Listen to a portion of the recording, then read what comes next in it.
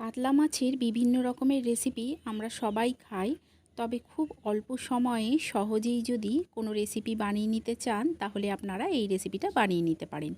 নমস্কার, আমি দেবশ্রী। আমার চ্যানেল দেবি আলিমেন্টে আপনাদের সবাইকে স্বাগত। আজকে আমি আপনাদের জন্য নিয়ে চলে এসেছি দই কাতলা ভাপার রেসিপি। তাহলে চলুন দেরি না করে দেখে নেওয়া যাক যে এটা আমি কিভাবে বানাই। এটা বানানোর জন্য এখানে দেখুন নিয়েছি আমি কাতলা মাছ। এগুলোকে আগের থেকে আমি লবণ আর হলুদ মাখিয়ে রেখেছিলাম। যদি আপনারা সঙ্গে সঙ্গে আনেন তাহলে লবণ আর হলুদ মাখিয়ে 15 থেকে 20 মিনিট রেখে দেবেন। এখন এতে দিয়ে দিচ্ছি 1 চামচ টক দই।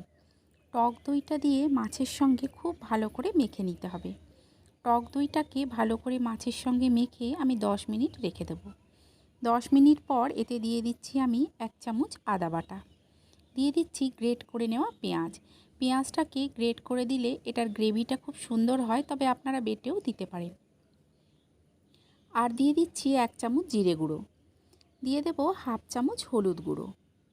আর দেব লঙ্কার গুঁড়ো 1 চামচ, আর একটা সুন্দর রঙের জন্য দেব 1 চামচ কাশ্মীরি লাল লঙ্কার গুঁড়ো। আর এখানে দিয়ে দিচ্ছি স্বাদ অনুযায়ী লবণ। দিয়ে দেব বেশ কিছুটা সর্ষের তেল। তেলটা কিন্তু অবশ্যই সর্ষের তেল দেবেন। দিয়ে খুব ভালো করে মাছের সঙ্গে মশলাটাকে মেখে নিতে হবে। দেখুন মাছের সঙ্গে আমি সমস্ত মশলাটাকে ভালো করে মেখে নিচ্ছি।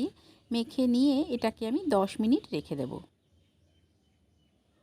10 মিনিট পর অন্যদিকে আমি একটা প্যান বসিয়ে দিয়েছি। এতে দিয়ে দিলাম সর্ষের তেল, ফোড়নে দিলাম গোটা জিরে।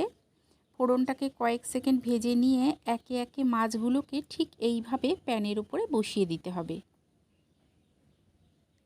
সমস্ত মাছগুলোকে প্যানের উপরে বসিয়ে দেব। বসিয়ে দিয়ে যে মশলাটা ছিল সেই মশলাটা এর ওপর থেকে দিয়ে দেব। একদমই ঝামেলা নেই, কিন্তু এই রান্নাটা করতে কোনো সময়ও লাগে না। মশলার বাটিটা ধুয়ে দিয়ে দিচ্ছি অল্প জল। জলটা দিয়ে দিলাম কয়েকটা গোটা কাঁচা লঙ্কা। দিয়ে ভালো করে মিশিয়ে নেব। মশলাটাকে জলের সঙ্গে আর মাছের সঙ্গে মিশিয়ে নিয়ে ঢাকা দিয়ে কিছুক্ষণ হতে দেব। 5 মিনিট পর আমি ঢাকাটা তুলে নিলাম। তুলে একবার ভালো করে মিশিয়ে নিয়ে মাছগুলোকে উল্টে দেব। একটা পিঠ এতক্ষণ ধরে হচ্ছিল, উল্টে দেব, এতে অন্য পিঠটাও ভালো মতো হয়ে যাবে। খুব সহজ একটা রান্না। অনেক সময় হাতে সময় কম থাকে অথচ মাছ রান্না করতে হয়, তখন আপনারা এইভাবে বানিয়ে খেয়ে দেখবেন, খেতে ভীষণ সুন্দর হয়। সমস্ত মাছগুলোকে দেখুন আমি উল্টে দিলাম। উল্টে দিয়ে এখন এতে দিয়ে দেব 1 চামচ ফেটিয়ে নেওয়া টক দই। টক দইটা দিয়ে খুব ভালো করে মিশিয়ে দেব। আপনারা হয়তো ভাবতে পারেন টক দইটা কেটে যেতে পারে। টক দইটা রুম টেম্পারেচারে রাখবেন আর ফেটিয়ে নেবেন। এটা দেওয়ার সময় গ্যাসের ফ্লেমটা লোতে করে দেবেন, তাহলে আর দইটা কাটবেও না, সুন্দরভাবে গ্রেভির সঙ্গে মিশে যাবে। এখন এটাকে ঢাকা দিয়ে আরও কিছুক্ষণ হতে দেব।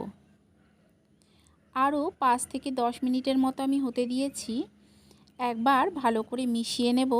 আপনাদের বলে রাখি, আপনাদের যদি এই রেসিপিটা ভালো লেগে থাকে তাহলে লাইক করে দেবেন, শেয়ার করে দেবেন, কমেন্ট করে জানাবেন যে কেমন লাগলো। আর আমার চ্যানেলটাকে সাবস্ক্রাইব করে দিয়ে পাশে থাকা বেল আইকনটা অবশ্যই প্রেস করে দেবেন, যাতে নতুন কোনো ভিডিও দিলেই সবার আগে আপনার কাছে পৌঁছে যায়। আর ফেসবুক থেকে দেখলে চ্যানেলটাকে অবশ্যই ফলো করে নেবেন। সবশেষে এতে দিয়ে দিচ্ছি কিছুটা গরম মশলার গুঁড়ো। গরম মশলার গুঁড়ো দিয়ে ভালো করে মিশিয়ে নিলেই তৈরি হয়ে যাবে এই রেসিপি। আপনারা অবশ্যই একবার এইভাবে বানিয়ে খাবেন, আশা করছি আপনাদেরও ভালো লাগবে। তাহলে চলুন দেখা হবে আরও একটা নতুন ভিডিও নিয়ে।